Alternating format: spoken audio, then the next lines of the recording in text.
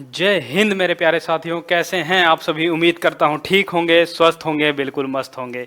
दोस्तों, आज की इस क्लास में हम लोग डिस्कस करेंगे एक ऐसे ही टॉपिक के बारे में, एक ऐसे जनरल टॉपिक के बारे में, बेसिक टॉपिक के बारे में जो कि आपको आपके लिए बहुत ही ज़्यादा इंपॉर्टेंट है। अगर मान के चलिए दोस्तों, अगर आप इंग्लिश के टॉप लेवल तक जाना चाहते हैं तो आपको कहीं ना कहीं इंग्लिश के रूट लेवल पर काम करना पड़ेगा। अब वही काम करने का कोशिश कर रहे हैं हम लोग, ठीक है। तो क्योंकि दोस्तों अगर इंग्लिश की बात करें तो इंग्लिश क्या है, हमारा एक लैंग्वेज है। और लैंग्वेज को दोस्तों ध्यान रखिएगा, कभी भी पढ़ा नहीं जा सकता, इंग्लिश को हमेशा समझा जा सकता है, सीखा जा सकता है, ठीक है। तो चलिए, आप लोग रेडी हैं पढ़ने के लिए, समझने के लिए रेडी है। चलिए शुरू करते हैं। तो सबसे पहला क्वेश्चन मेरा आप लोगों से रहेगा कि इंग्लिश जैसे ही शब्द आता है तो इंग्लिश से आप लोग क्या समझते हैं। जैसे मान के चलिए मैंने पूछा, ये इंग्लिश शब्द लिखा हुआ है, ठीक है। इस शब्द को देख के आपके मन में क्या आता है। इंग्लिश एक लैंग्वेज है या सब्जेक्ट है, बताइएगा। चलिए ठीक है, कुछ बच्चे कह रहे हैं इंग्लिश क्या है दोस्त, सर एक सब्जेक्ट है, बिल्कुल सही बात। और कुछ बच्चे कह रहे हैं कि सर इंग्लिश एक लैंग्वेज भी है, बिल्कुल सही बात।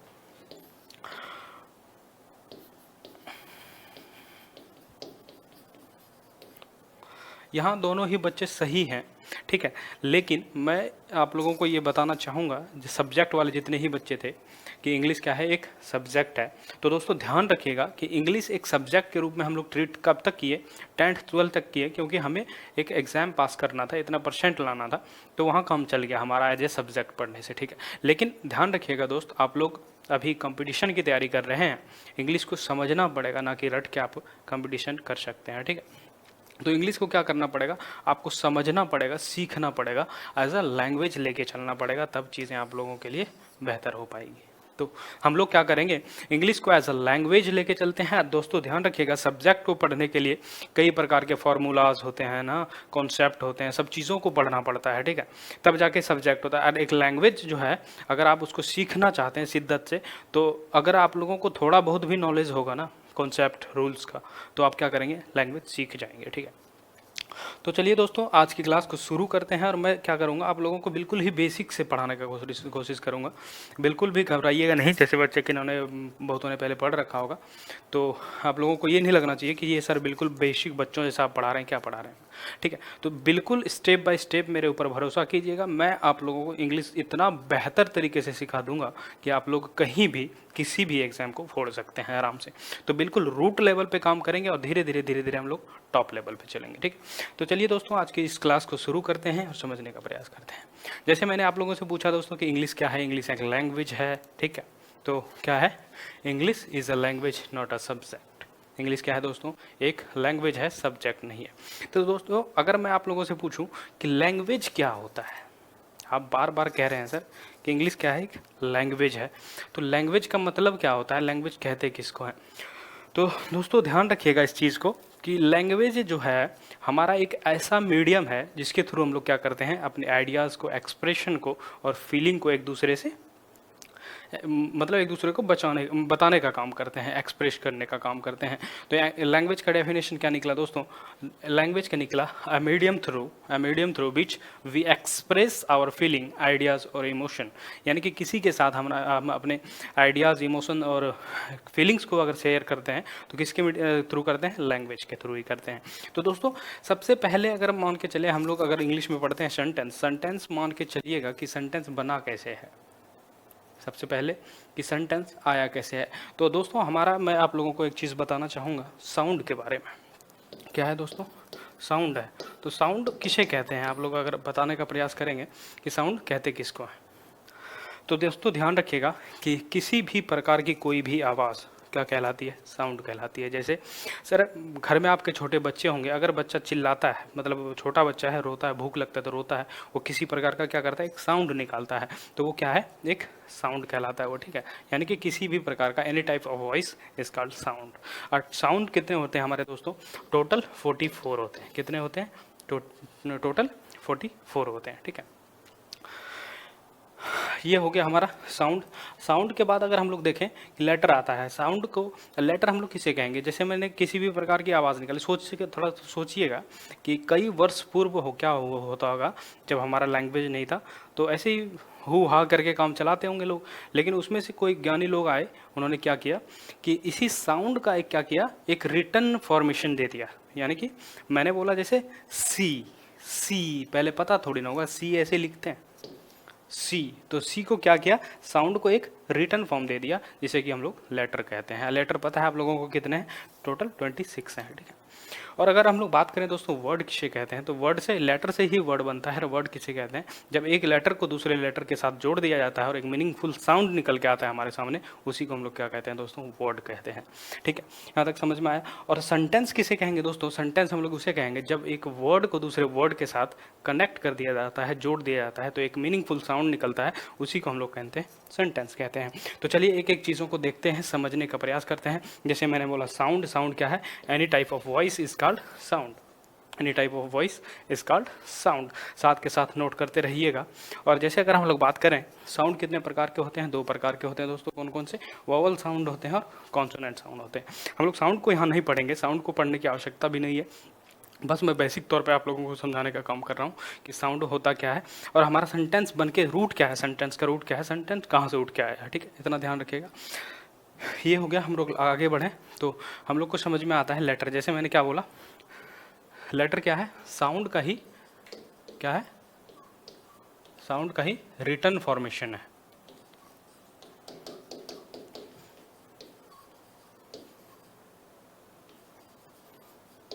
उसी को हम लोग क्या कहेंगे? लेटर कहेंगे दोस्तों, ठीक है। ये हो गया। अगर हम लोग बात करें कि लेटर कितने प्रकार के होते हैं, लेटर 2 प्रकार के होते हैं। कौन कौन सा? वोवल लेटर और कॉन्सोनेंट लेटर। वोवल लेटर हमारे टोटल कितने होते हैं? 5 होते हैं दोस्तों, सबको पता है। ए, ई, आई, ओ, यू, है ना।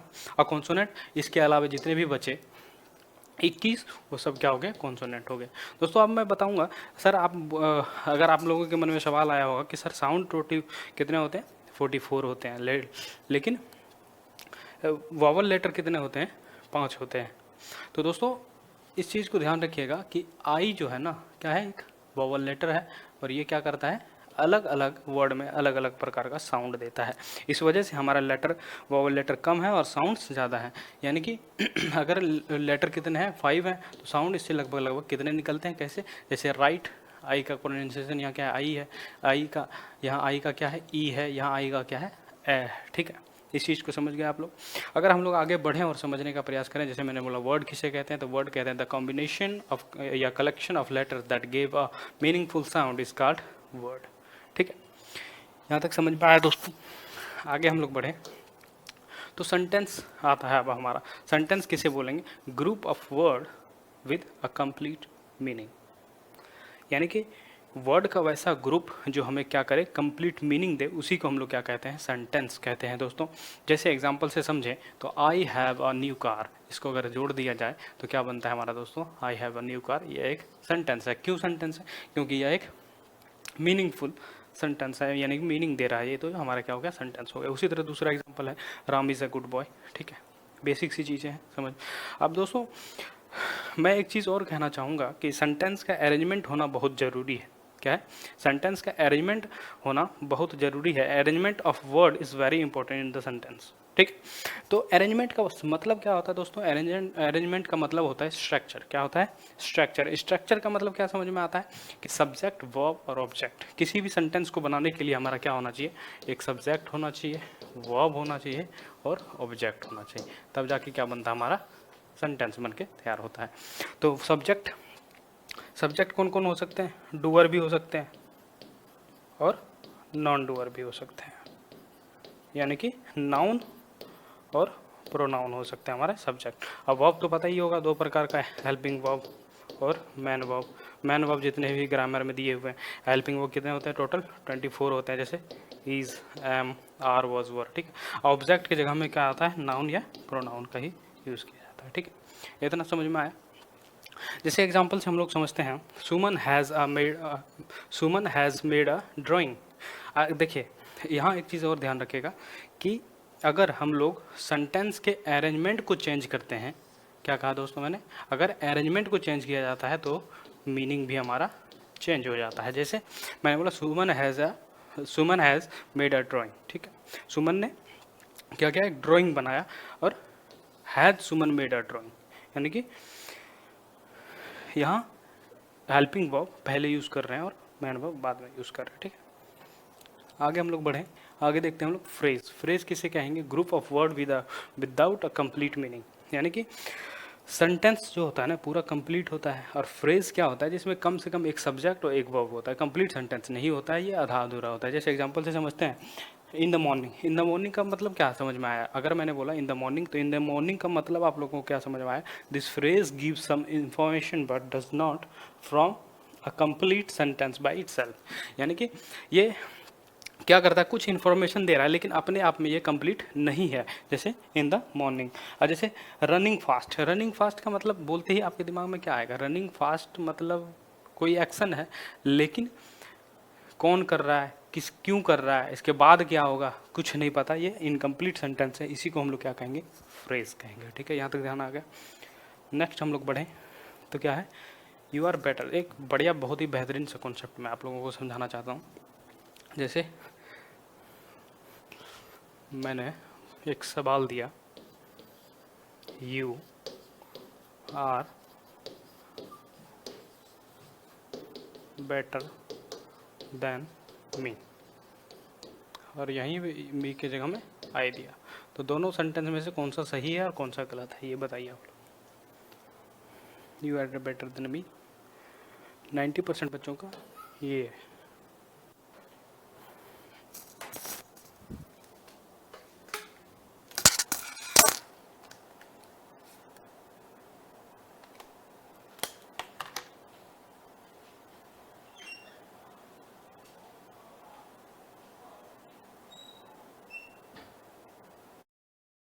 तो दोस्तों आज की इस क्लास में हम लोग बहुत ही बेहतरीन चीज़ों को समझने वाले हैं, सीखने वाले हैं।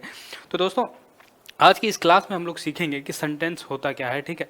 एक जैसे इंग्लिश ग्रामर में हम लोग आगे बढ़ते हैं, जैसे जैसे एग्जाम्पल्स मिलते हैं, हमें बहुत सारी चीज़ें पढ़ने को मिलती है, तो कहीं ना कहीं हमें बेसिक चीज़ें एक ये समझ में आना चाहिए कि सेंटेंस है क्या और सेंटेंस बन के आता कहाँ से है। तो दोस्तों आज की इस क्लास में हम लोग क्या पढ़ने वाले हैं, सेंटेंस पढ़ेंगे और कुछ बेसिक रूल्स के बारे में पढ़ेंगे जो कि आपके लिए बहुत ही ज़्यादा इंपॉर्टेंट है और एग्जाम के पॉइंट ऑफ व्यू से बहुत ज़्यादा ही इंपॉर्टेंट है। तो दोस्तों मैं अगर आप लोगों से पूछूं कि सेंटेंस है क्या, दोस्तों अगर मैं आप लोगों से सवाल करूं कि सेंटेंस दोस्तों होता क्या है, तो आपका जवाब क्या आएगा। सेंटेंस क्या है और सेंटेंस ये आया कहां से है। अगर हम लोग इस पे बात करें तो क्या होता है दोस्तों कि ग्रुप ऑफ वर्ड्स मिलके क्या करते हैं, एक सेंटेंस का फॉर्मेशन करते हैं। क्या करते हैं दोस्तों, जब हम क्या करते हैं, एक वर्ड को क्या करते हैं दोस्तों, जब हम वर्ड्स को अदर वर्ड के साथ क्या करते हैं, जोड़ देते हैं, तब हमारा एक क्या निकलता है, मीनिंगफुल साउंड अगर निकलता है तो उसी को हम लोग क्या कहते हैं, सेंटेंस कहते हैं। जैसे हम लोग समझेंगे कि सेंटेंस किसे कहेंगे, तो सेंटेंस हम लोग कहेंगे group of word with a complete meaning is called sentence. क्या बोला दोस्तों मैंने बोला कि group of word with a complete meaning is called sentence. दोस्तों अगर इस चीज़ का भी ध्यान रखिएगा कि सेंटेंस में वर्ड का अरेंजमेंट होना बहुत ज़्यादा ज़रूरी है। अरेंजमेंट का मतलब क्या होता है वो हम समझेंगे अभी। तो जैसे एग्जांपल से पहले समझते हैं ये कि सेंटेंस किसे बोला हमने, group of word with A complete meaning. जैसे मैंने एक वर्ड, बहुत सारे वर्ड्स को लिया, आपस में जोड़ दिया, ये मीनिंगफुल साउंड दे रहा है, क्या बन गया, हमारा सेंटेंस बन गया, I have a new car, ठीक है। उसी तरह दूसरा एग्जांपल ले, Ram is a good boy. Ram अलग वर्ड है, इज अलग वर्ड है, ए अलग वर्ड है, गुड अलग वर्ड है, बॉय अलग वर्ड है। इन सबको जब हमने जोड़ दिया एक मीनिंगफुल साउंड निकलता है, उसी को हम लोग बोलेंगे सेंटेंस। जैसे बोला एग्जांपल में समझिएगा, मैंने बोला आम है राम खाता, ये क्या सही सेंटेंस है क्या, सेंटेंस तो है, तो क्या सही है क्या, ग्रुप ऑफ वर्ड्स तो है, लेकिन सेंटेंस है क्या ये, नहीं, क्यों नहीं है? क्योंकि इसमें मीनिंगफुल साउंड निकल के नहीं आ रहा है। सिर्फ ग्रुप ऑफ वर्ड्स का होना ही जरूरी नहीं है, बल्कि मेन पॉइंट क्या है कि उसका मीनिंगफुल साउंड आना चाहिए। ये उसी को हम लोग क्या कहेंगे? सेंटेंस कहेंगे। ये सेंटेंस नहीं हुआ। इसको अगर हम लोग ठीक करना चाहेंगे, क्या होगा? राम आम खाता है, this is the right sentence. ठीक है, अरेंजमेंट होना बहुत जरूरी है दोस्तों सेंटेंस के अंदर। वर्ड का अरेंजमेंट का मतलब क्या होता है? सर आप बार बार कह रहे हैं अरेंजमेंट अरेंजमेंट। अरेंजमेंट का मतलब होता है दोस्तों स्ट्रक्चर। जैसे किसी भी सेंटेंस को बनाने के लिए हमारे पास एक सब्जेक्ट, एक वर्ब और एक ऑब्जेक्ट का होना बहुत ही ज़्यादा ज़रूरी है। ठीक है, स्ट्रक्चर का मतलब समझ में आया? स्ट्रक्चर का मतलब क्या हो गया? सब्जेक्ट, वर्ब और ऑब्जेक्ट। तो दोस्तों सब्जेक्ट को मोटा मोटा समझेंगे। सब्जेक्ट क्या होता है? सब्जेक्ट क्या होता है? हमेशा मान के चलिए किसी भी सेंटेंस में सब्जेक्ट क्या हो सकता है? सब्जेक्ट के स्थान पर नाउन और प्रोनाउन आते हैं। ठीक है, और ये डूअर भी हो सकते हैं और नॉन डूअर भी हो सकते हैं। अब वर्ब किसे कहते हैं? क्रिया, एनी एक्शन, कोई भी किसी भी प्रकार की एक्शन, उसी को हम लोग वर्ब कहते हैं। वर्ब कितने प्रकार के होते हैं हमारे दोस्तों? 2 प्रकार के होते हैं, मैन वर्ब और हेल्पिंग वर्ब। अगर हम लोग मैन वर्ब की बात करें तो मैन वर्ब कितने होते हैं? इंग्लिश ग्रामर में जितने सारे वर्ड्स दिए हुए हैं सारे क्या है? मैन वर्ब है। ठीक है, अगर हम लोग बात करें हेल्पिंग वर्ब की, हेल्पिंग वर्ब कौन कौन से होते हैं? हमारा इज, एम, आर, वाज, वर, क्या है? ये सभी हेल्पिंग वर्ब है। ये टोटल कितने होते हैं? 24 होते हैं। ठीक है, अब जैसे मैंने बोला दोस्तों कि अरेंजमेंट, जैसे अगर सेंटेंस में क्या करेंगे हम लोग, वर्ड को अगर अदल बदल करते हैं, इधर उधर करते हैं, तो कहीं ना कहीं हमारा सेंटेंस का मीनिंग भी चेंज हो जाता है। यानी कि अरेंजमेंट ऑफ सेंटेंस अगर चेंज करते हैं तो क्या होगा? सेंटेंस का मीनिंग भी चेंज हो जाएगा। ठीक है, जैसे हम लोग एग्जांपल से समझते हैं। मैंने बोला Suman has made a drawing, Suman has made a drawing, Suman ने एक चित्र बनाया है। ठीक है, अगर इसी को हम लोग थोड़ा सा चेंज कर देते हैं, हैज को पहले ले आते हैं, सुमन को बाद में ले आते हैं, तो इसका देखिएगा दोस्तों मीनिंग बिल्कुल चेंज हो गया। मीनिंग क्या निकल के आया? क्या सुमन ने ड्राइंग बनाया है? क्या सुमन ने चित्र बनाया है? ठीक है, ये समझ में आया? मैंने बोला क्या कि अगर सेंटेंस के अंदर वर्ड्स के अरेंजमेंट को अगर चेंज करते हैं तो कहीं ना कहीं सेंटेंस का मीनिंग भी चेंज हो जाता है। यहाँ तक आप लोगों को समझ में आया? अगर हम लोग आगे बढ़ें थोड़ा सा और सीखने का प्रयास करें तो दोस्तों फ्रेज हम लोग किसे कहेंगे? फ्रेज किसे कहेंगे?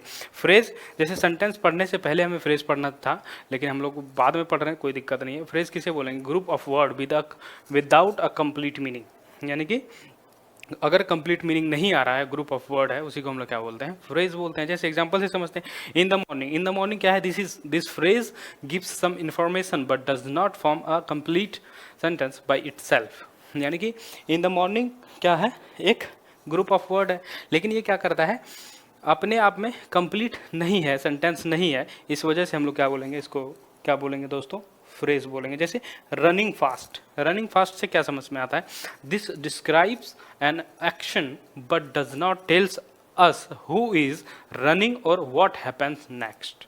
यानी कि कौन दौड़ रहा है, इसके बाद क्या होगा, इसका कोई इन्फॉर्मेशन नहीं है हमारे पास। इसीलिए ये क्या हुआ? हमारा इनकम्प्लीट सेंटेंस हुआ। इनकम्प्लीट सेंटेंस को ही क्या बोलते हैं? फ्रेज बोलते हैं। ठीक है, यहाँ तक समझ में आया दोस्तों? अगर हम लोग आगे बढ़ें और समझने का प्रयास करें, एक बहुत ही बढ़िया कॉन्सेप्ट है, मैं आप लोगों को समझाना चाहूँगा। जैसे मैं एक सवाल पूछता हूँ पहले आप लोगों से, you are better than me. ठीक है, और दूसरा सवाल है, you are better than I. दोनों में से सही कौन सा सेंटेंस है? दोस्तों आप लोग बताइएगा कि दोनों में से सही हमारा कौन सा सेंटेंस है। ठीक है, जैसे हम लोग अगर बात करें कि दोनों सेंटेंस में से सही कौन सा है, तो आप लोगों ने ज़्यादातर पढ़ा होगा, देखा होगा, समझा होगा कि you are better than me बहुत ही पॉपुलर है बेटा। ये सब लोग बोलते हैं और ये खट्टाक से सही मार दोगे कि ये सही है। ठीक है, लेकिन दोस्तों ध्यान रखिएगा कि देन जो शब्द है ना, 2 शब्द होता है। कौन कौन से होते हैं? एक होता है THAN और एक होता है THEN। ठीक है, ये देन जो है ये क्या है? कंजंक्शन है। क्या है? कंजंक्शन है। और ये देन क्या है? इसका यूज हम लोग किसके लिए करते हैं? कंपैरिजन के लिए करते हैं। कंपैरिजन के लिए यूज करते हैं। कंपैरिजन के लिए नहीं, इसका यूज हम लोग किसके लिए करते हैं? अपना नेक्स्ट प्लान बताने के लिए करते हैं। जैसे देन का अगर हम लोग बात करें किसी भी सेंटेंस में क्या करते हैं, अगर देन का क्या होता है यूज़, अगर ये कंजंक्शन वाले का देखें तो इसका यूज़ हम लोग कहाँ करते हैं, कंपैरिजन करने में करते हैं। और ये वाला जो देन है ये क्या करता है हमारा, इट्स शो प्लान, कोई भी प्लान शो करता है, जिसे हम लोग बोल सकते हैं कि मैं अभी खाना खाऊंगा उसके बाद जो है मार्केट जाऊंगा, वहाँ आप लोग क्या करेंगे, THEN का यूज़ करेंगे। और अब बात आई इन दोनों सवाल की, तो दोस्तों ये वाला सवाल बिल्कुल ही गलत है, 100% सही ये वाला है। तो सर ये तो आप जो है बिल्कुल नया बता रहे हैं। तो मैं दोस्तों आप लोगों को समझाने का प्रयास ये कर रहा हूँ, देखिएगा कि you are better than me गलत है, you are better than I सही है। क्यों सही है, क्योंकि देन एक कंजंक्शन है और यूज़ क्या करते हैं, कंपेरिजन के लिए करते हैं। ये क्या है, इट्स शो द प्लान, जैसे I ate breakfast and then going to work, ठीक है। जैसे समझिएगा ये शब्द है देन, अगर इसके पहले सब्जेक्ट है तो ये बाद में भी सब्जेक्ट लेगा, अगर इसके पहले ऑब्जेक्ट है तो बाद भी ऑब्जेक्टिव केस ही लेगा। तो देन के पहले क्या है, यू एक सब्जेक्टिव केस है और मी क्या है, एक ऑब्जेक्टिव केस है, तो ये गलत हो गया। और देन के पहले ये सब्जेक्टिव केस है, आई भी सब्जेक्टिव केस है, इस वजह से ये सही हो गया। अब दोस्तों आप लोगों के मन में एक सवाल आना चाहिए कि सर यू जो है वो एक सब्जेक्टिव केस भी है और ऑब्जेक्टिव केस भी है। तो दोस्तों ध्यान रखिएगा कि किसी भी सेंटेंस का शुरुआत कभी भी ऑब्जेक्टिव केस से नहीं होता है, हमेशा किससे होता है, सब्जेक्टिव केस से ही होता है। जैसे आप लोग बोलेंगे सर फिर एक ऑब्जेक्टिव केस वाला एग्जांपल दे दो, तो बिल्कुल देंगे। जैसे मैंने बोला she likes you, she likes you than me या आई। क्या बोला मैंने दोस्तों, she likes you more than, more का यहाँ यूज कर सकते हैं, मोर देन मी या आई, ठीक है। तो यहाँ देखिएगा दोस्तों, यहाँ सी क्या है, सब्जेक्टिव केस है, और यू क्या है, ऑब्जेक्टिव केस है। और देन के पहले ऑब्जेक्टिव केस, तो देन के बाद ऑब्जेक्टिव केस, यानी कि मी। ये वाला सेंटेंस सही होगा, सी लाइक्स यू देन मी, ठीक है। यहाँ तक समझ में आ गया दोस्तों। अगर